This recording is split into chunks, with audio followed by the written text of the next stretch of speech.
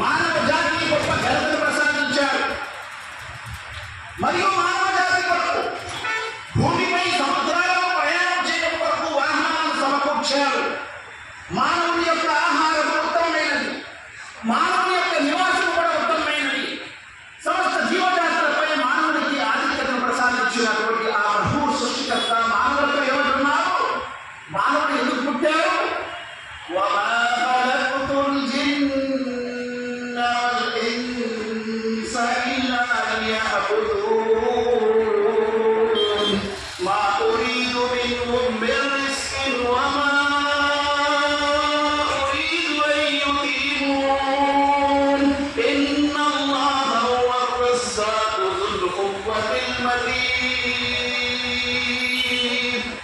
మేము మానవులను జిన్నాతులను కేవలం మా దాస్యం కొరకే సృష్టించామనుకుంటున్నాను.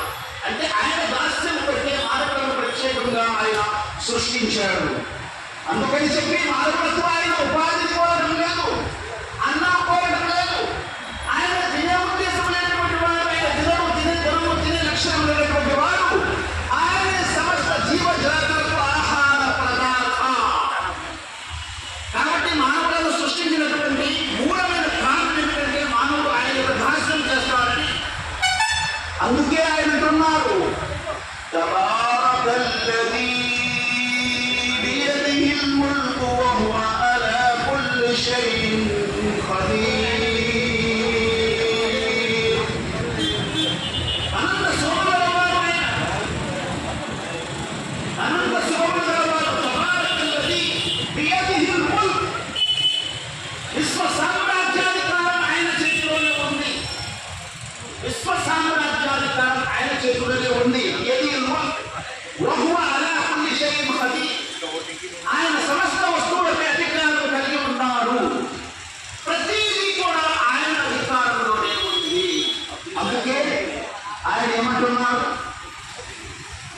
యా అయ్యుహన్నాసు ضُرِبَ مَثَلٌ فَاسْتَمِعُوا لَهُ إِنَّ الَّذِينَ تَدْعُونَ مِن دُونِ اللَّهِ لَن يَخْلُقُوا ذُبَابًا وَلَوِ اجْتَمَعُوا لَهُ. మానవులారా, మీకు ఒక చక్కని ఉదాహరణ వినిపిస్తున్నాను, జాగ్రత్తగా చెవి ఎత్తి వినండి. మీరు సృష్టికర్త అయినటువంటి అల్లాహ్ను విడిచిపెట్టి ఎవరినైతే మొరపెట్టుకుంటున్నారో తెలుస్తున్నారో వారంతా కలిసి కూడా ఒక ఈగను కూడా సృష్టించలేరు అని అంటున్నారు. అంటే సమస్త వస్తువులపై ఆయనకి అధికారం ఉంది అనే విషయాన్ని నిరూపించడానికి ఆయన అంటున్నాడు. భూమిపై ఉన్నటువంటి మానవులు, ఆకాశాల్లో ఉన్నటువంటి దైవదూతలు, జిన్నాతులు అందరూ కలిసి కూడా ఎవరు కూడా ఒక ఈగను కూడా సృష్టించలేరు అని ఆయన అంటున్నారు. ఆయన ఛాలెంజ్. కాబట్టి సమస్త వస్తువులపై ఆయన అధికారం మాత్రమే ఉంది. ఆయన తప్ప ఇంకెవరు కూడా ఈ విశ్వంలో ఎవరు కూడా ఏది సృష్టించలేరు, సృష్టిని నడిపించలేరు. అందుకే ఆయన అంటున్నారు, ఇన్నల్లాహ యుమ్సికు స్సమావాతి వల్ అర్ద అన్ తజూలా వలఇన్ జాలతా ఇన్ అమ్సకాహుమా మిన్ అహదిన్ మిన్ బాదిహి. నిస్సందేహంగా అల్లాహే భూమి ఆకాశాల వ్యవస్థను పట్టి ఉంచాడు. కూలిపోకుండా ఇంత మహావిశ్వాన్ని ఆయన పట్టి ఉంచాడు, కూలిపోకుండా.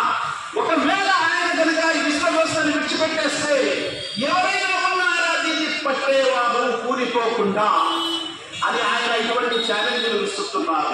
కారణం ఏమిటంటే సృష్టిని సృష్టించడం ఆయన పని, సృష్టిని నడిపించడం కూడా ఆయన పని. అందుకే ఆయన మరొక వాక్యం అంటున్నారు, మీరు అల్లాహ్ సుబ్హానహు వ తఆలాను వదిలి ఎవరినైతే తెలుస్తున్నారో వారు మీ యొక్క మొరలు ఆలకించలేరు. ఒకవేళ ఆలకించినా వారు మీ యొక్క మొరలు పూర్తి చేయలేరు. వఇన్ తద్ఊహుం లా యస్మఊ దుఆఅకుం వలౌ సమీఊ మస్తజాబూ లకుం వయౌమల్ కియామతి యక్ఫురూన బిషిర్కికుం. మీరు వారిని పిలిచినా అవి వినలేరు. ఒకవేళ వినినా మీ మొరలను పూర్తి చేయలేరు.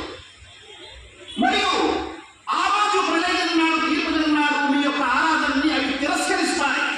కాబట్టి సృష్టిలో ఉన్నటువంటి దేనిని కూడా ఆరాధించకండి, సృష్టికర్తను మాత్రమే ఆరాధించండి. ఏమి సృష్టి మరియు సృష్టికర్త ఒకటి కాదరా. అఫమన్ كمن لا يملك أفلا تذكرون. సమస్తాన్ని సృష్టించువాడు, దేనిని సృష్టించేవాడు, ఉభయ సరిసమానం కాగలగాలి ఖురాన్లో అల్లాహ్ అడుగుతున్నాడు. వివేకం ఉన్నవారు, విజ్ఞులు, జ్ఞానులు, బుద్ధిమంతులు ఈ విషయాన్ని ఆలోచిస్తారు. సృష్టిని సృష్టించువాడు, దేనిని సృష్టించేవాడు, ఉభయ సరిసమానం కాగలగా కాలేస్తున్నారు. అది అరబీ భాష నుండి తెలుగు భాషలో కూడా తర్జుమా చేయబడింది.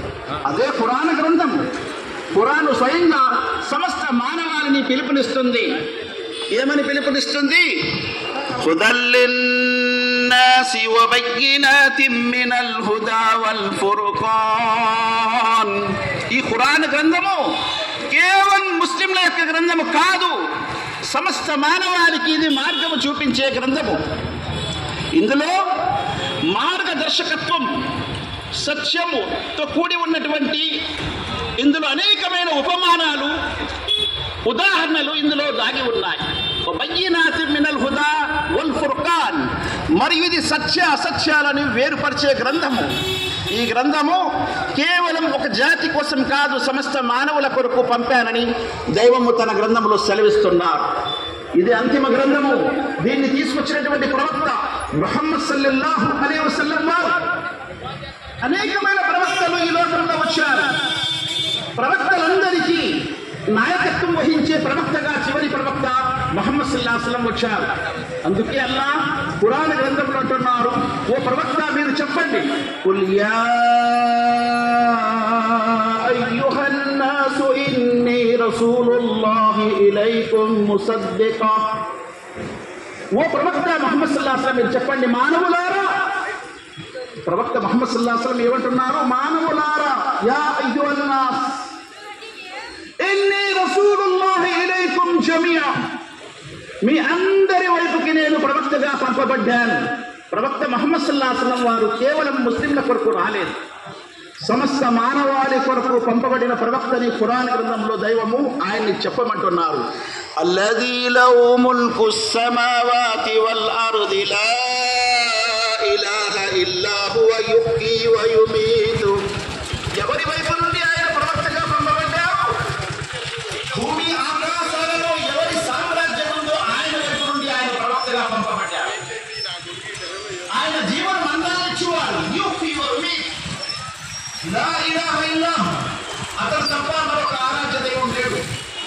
కావున అల్లాహ్ సుబ్హానహు వ తఆలా తన గ్రంథంలో అంటున్నారు, ఇయ్యాక నఅబుదు వ ఇయ్యాక నస్తഈన్.